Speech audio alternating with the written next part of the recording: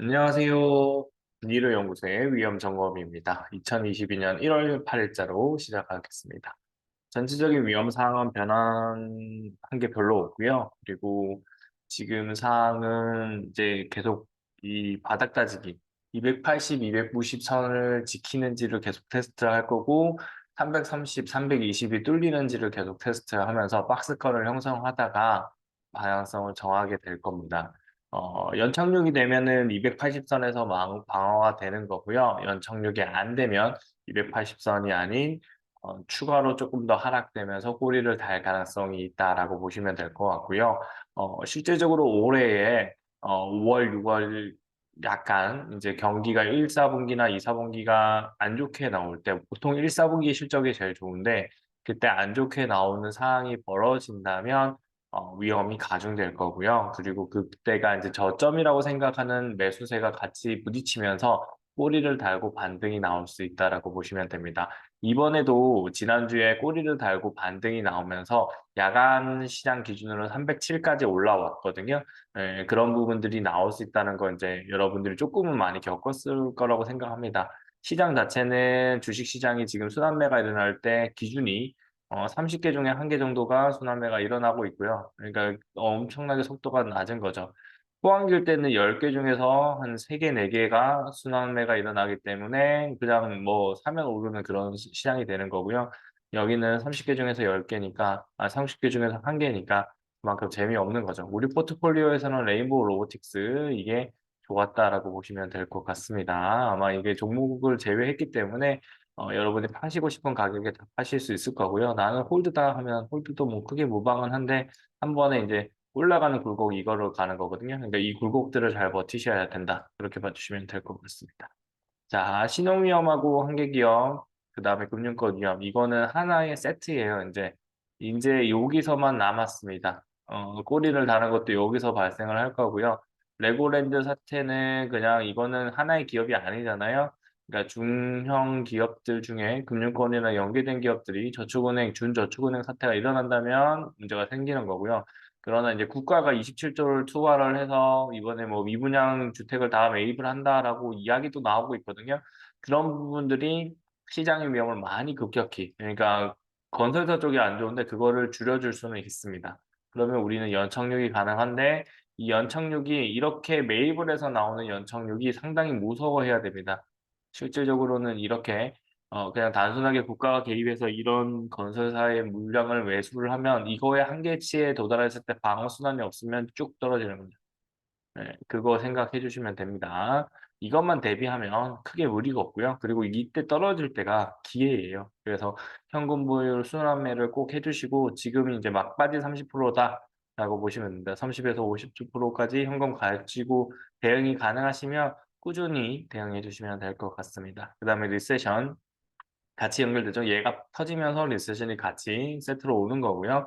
그다음에 실적, 이번에 실적이 조금씩 내려가고 있는 모양이 보이지만 그러니까 인플레이션을 촉발할 수 있지는 않는 그래서 연착륙을 가능케 하는 그런 시그널이 나와서 금요일날 시장이 반등을 했지만 어 시장이 힘들어지고 한계 기업이 부도가 나면 연쇄 부도가 일어난다. 그렇게 봐주시면 됩니다. 그다음에 금리 인상과 양적 기축까지 여기가 한 테마고요. 그다음에 중국하고 코로나 이 부분 요게 해결이 되면은 시장이 그래도 5월, 6월까지는 좋은 반등이 나올 수 있다. 좋은 반등 해봤자 2,600을 돌파하기가 빡빡할 건데 그래도 가능하다. 그렇게 봐주시면 될 것 같습니다. 여기까지가 이번 주의 위험 상황이고요. 큰 변화는 없습니다. 추가적인 내용은 계속 예의주시를 하고 있고요. 그렇게 하나씩 살펴보도록 하겠습니다. 신용 위험은 55에서 50으로 떨어졌고요. 이게 30대 초반까지 떨어져야 우리나라가 괜찮은데 지금 북한의 무인기 사고들이 일어나면서 힘들다라고 보시면 되고요. 터키가 또 안 좋아지고 있는 시그널의 하나예요. 터키만 좀 힘들고 칠레도 좀 높아지고 있는 시그널이 나오고 있습니다. 전체적으로 봤을 때 이제 이집트 거의 동일하죠. 터키만 좀 올라갔다는 게 눈에 보이실 거고요. 일본 같은 경우에는 점점 뭐 계속 이제 20대 밑으로 20대를 넘겨갔던 게 많이 줄어들고 있는 거고요.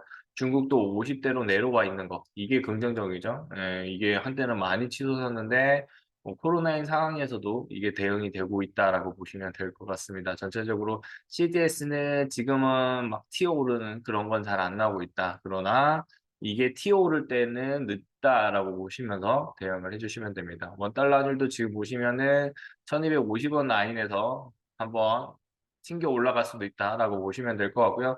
이때 물량을 좀 줄이거나 전량 매도하고 대응하셔도 됩니다. 1250원은 낮은 환율은 아닙니다. 그러나 우리나라 수출입이 해결이 안 되죠. 삼성전자가 이번에도 실적이 그렇게 막 썩 좋지는 않기 때문에 수출입에서 손해를 보고 있다라고 보시면 될 것 같습니다. 한계 기업입니다. 한계 기업에 관한 내용인데 이거 계속 보여드리는 이유는 요게 해결돼야만 전체적으로 주식 투자가 편해진다는 거고요. IMF 25년인데 벼랑 끝에 끝 한계 기업. 실질적으로 이걸 한번 정리를 하고 넘어가야 되는 상황으로 점점 가고 있고 지금 정리 안 하면 언제 정리하냐 그거에 대한 질문입니다. 그다음에 종금사 영업에서 탈락 금융사 제2금융권과 연결되고요. 한국 경제가 본격 위기 단계로 넘어가고 있다. 가계부처 한계 기업 리스크가 있고 여기서 디폴트가 나오고 경매 물건들이 상반기에 나와서 끝나면 좋겠는데 상반기에 나오기 시작을 해서 하반기 한 중순, 가을쯤까지 연결될 수 있다. 그렇게 봐주시면 되고요. 보험사도 유동성 리스크 관리 핵심이다. 갑자기 뻥뻥 터지는 거는 우리도 감당이 안 되는 거고요. 그다음에 제2금융권이 프로젝트 파이낸싱에 대한 대출이 100조를 넘겼다. 이 부분이 이제 문제가 있는 거고 정부가 이거를 대응하겠다고 했는데 직접으로 대응을 하면 하수고요. 실제로는 이자 지급하면서 민간이 투자할 수 있게끔 대응을 해야 되는데 민간도 좀 힘든 상황이다. 적정 수준에서만 계속 디펜스 하는데 이게 질질 끄다가 터진 얘가 미국이에요. 미국이 2007년도일 때 질질 끄면서 터졌고요. 그 다음에 이거를 본받아서 중국이 지금 하고 있죠. 중국이 지금 헝다를 계속 질질 끌고 있습니다. 그래서 얘가 터질 수 있는 건데 최근에 얼핏 듣기로는 이게 부동산에서 구조화 금융을 하는 사람들이 홍콩에서 지금 대응을 하고 인력을 더 충원하고 있다고 합니다. 그럼 중국 거를 구조화 금융할 가능성이 있다라고 보시면 될 것 같고요. 그러면 1, 2년 안에 또 터질 수도 있다. 이번에 안 터지면은 안 좋은 거예요. 그렇게 보시고 주식 투자하기는 조금 사나운 기간 안에 박스권 안에 들어가 있다라고 보시면 됩니다. 예금금리 내리고 대출금리 올리는 거. 신문기사 보시면서 대응하도록 하겠습니다. 먼저 경기 침체입니다. 경기 침체는 이제 우려는 낮지만 실제 가능성은 낮다라고 하는데 지금 이미 저점의 구간에 와 있어요. 차트 상으로. 그러면은 선물업종 트레이더들이 매도를 못 칩니다. 실질적으로 미국 투자은행들은 다 이득을 가져갔고요. 그러면 결과적으로 여기 있는 GDP, 민간 소비, 민간 투자, 비공용에 대한 전망과 그다음 수출입의 문제가 같이 파생이 됐을 때 주가가 쭉쭉 빠질 수 있는 거죠. 그거 보시면 됩니다. 글로벌 금융위기 IMF처럼 나올 수 있는 거고요. 근데 그 트리거는 일본의 금리 인상과 연결될 수도 있다라고 보시면 되죠. 그러면 금리 인상이 지금부터 급격하게는 가진 않을 거지만 어느 정도 계속 방향성이 이제 일본 총재가 바뀌면서 정상화 궤도로 간다면 우리나라도 한 2, 3년 안에는 좀 조심해야 되지 않나 그렇게 봅니다. 물론 우리는 주식 투자를 할 때 지금은 박스권 대응이고요. 중장기로 했을 때 고점이 도달하기 힘들기 때문에 고점 인근으로 가면 매도를 하는 전략도 타당하다라고 보시면 됩니다. 리세션 우려 자체는 타당한 거 맞고요. 근데 우리가 GDP 대비 부채 비율이 이 부분들이 뭐 괜찮다라고 얘기는 하는데 금방 이게 뭐냐면 우리가 지금 임금으로 대응을 하고 있다라는 거죠. 그러나 장기적으로 봤을 때는 뭐 메이저들 그러니까 애플이라든지 물건을 살 수밖에 없는 기업들은 괜찮은데 무조건 살 수 없는 기업들이 있죠. 자동차라든지 주택. 그다음에 생필품들도 아껴서 사게 되면 그게 시장의 파급 효과로 나올 수 있다라고 보시면 될 것 같습니다. 투자 자문사는 올해 경기 침체 짧고 얇을 것, 상반기만 올 수 있다라고 볼 수 있는 것 같은데요. 그다음에 여기가 금리가 5%대다. 그나마 다행인 거는 전반적으로 지금 임금 인상률이 떨어졌기 때문에 그러니까 임금이 갑자기 증가를 하는 사람은 가소비가 나올 수 있잖아요. 그런 경우가 줄어들고 있다라고 보시면 됩니다. 실리콘밸리 발입니다. 실질적으로.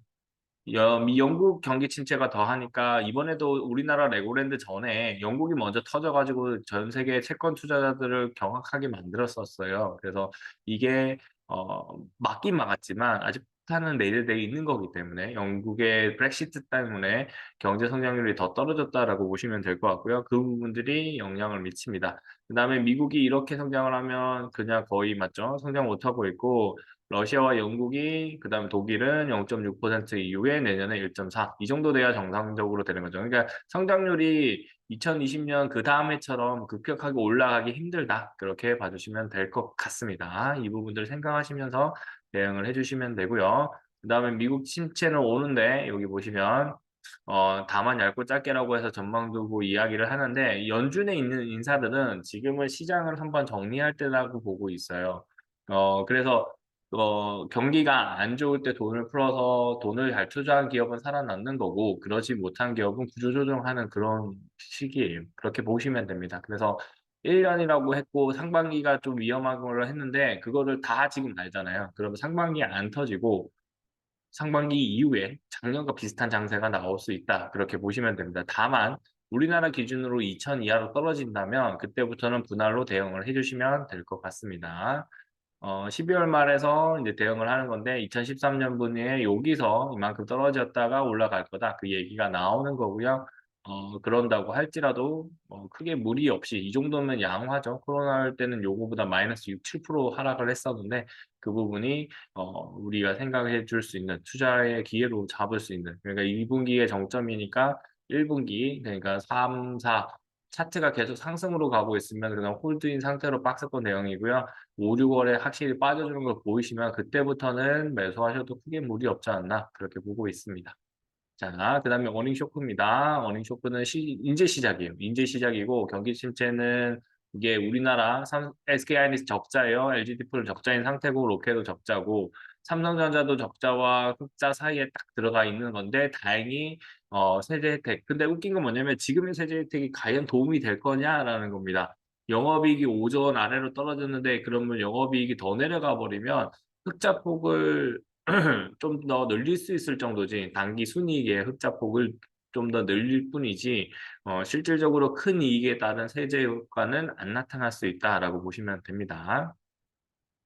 자, 그다음에 글로벌 경기 침체에서 가전들이 힘든데 중국의 가전들이 치고 나오는 게 이번에 CES에서 나왔어요. CES에서 나왔기 때문에 이런 부분들이 그러니까 거의 베끼는 수준이거든요. 그래서 이거를 뒤집을 수 있는 가전제품들이 나오지 않으면 힘들고 실질적으로 이거를 뒤집는 가전제품은 LG전자와 삼성전자가 다 대비를 하고 있는데 가전이 아닙니다. 차량용 액세서리나 차량용의 전장 부품들을 LG전자와 삼성전자가 아마 그 현대모비스 3사까지 해서 세 개가 대응을 하고 있는 것 같아요. 그래서 그 세 기업은 그냥 홀드로 가져가시면서 계속 평단가 낮추시면서 대응하시면 될 것 같고요.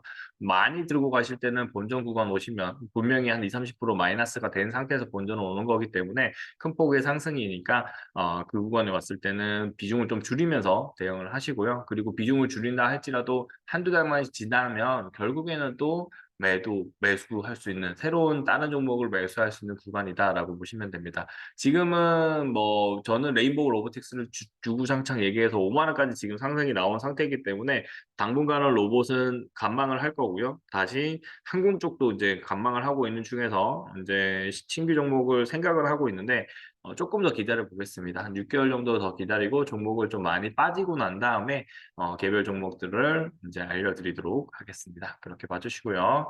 그 다음에는 이제는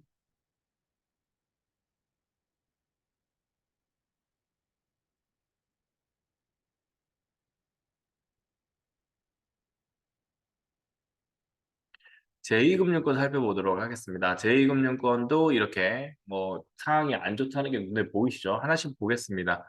부동산발 금융위기입니다. 프로젝트 파이낸싱이 결국에는 100조가 넘어섰죠. 이거 대출이 넘어섰다는 거는 대출이 대출을 막고 있는 거고요. 일반 프로젝트 파이낸싱의 3배이기 때문에 결국에는 제2금융권, 제2저축은행 쪽에서 위험하다고 얘기를 했죠. 이건 아파트뿐만 아니라 오피스텔 상가까지 다 연결되는 거고요.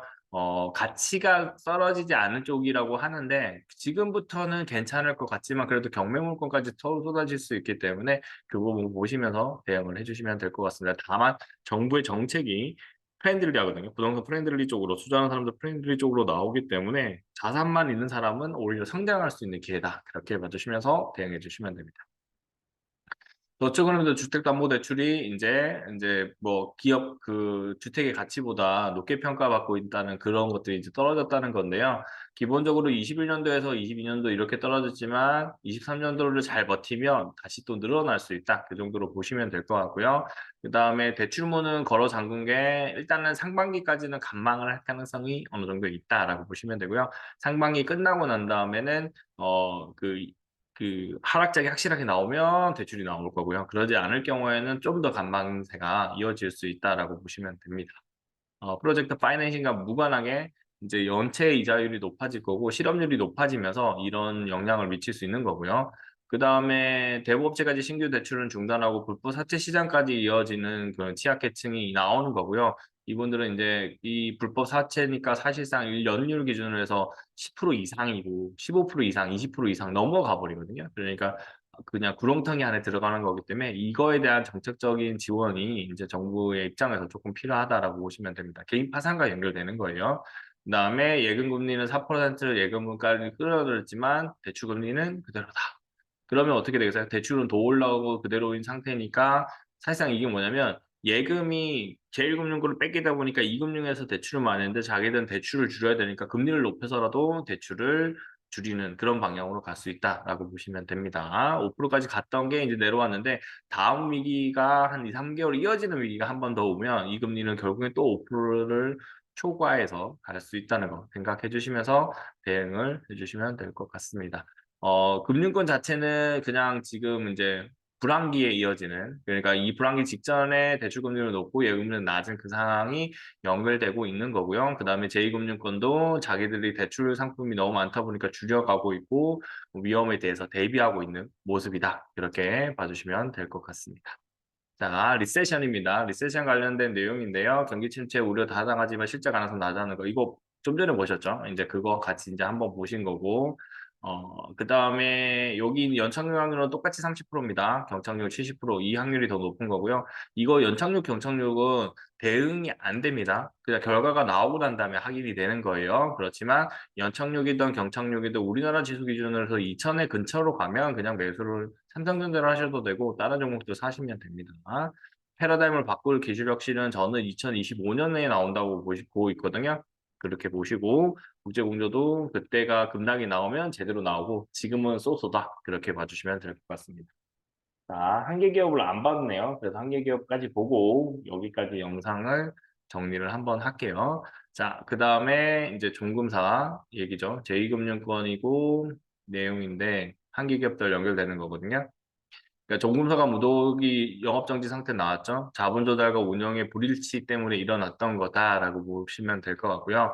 그다음에 3개월 만기로 차입해서 1년 이상의 장기 대출을 해주니까 중간에 블로그가 나죠. 그러니까 그게 나올 수 있는 거다라고 보시면 되고 지금 자본시장의 경색도 이걸로 막고 있는 거예요. 만기 미스매치가 불러온다는 거예요. 작년 10월, 11월에 프로젝트 파이낸셜 거래 중단 사태랑 연결되고 3개월 차안되지만 이게 안 될 수 있다는 거죠. 그러면 여기서 뻥 하고 터져버리면 진짜 흑자 부도가 나올 수 있다는 겁니다. 그 부분들이 어려운 내용들이고요.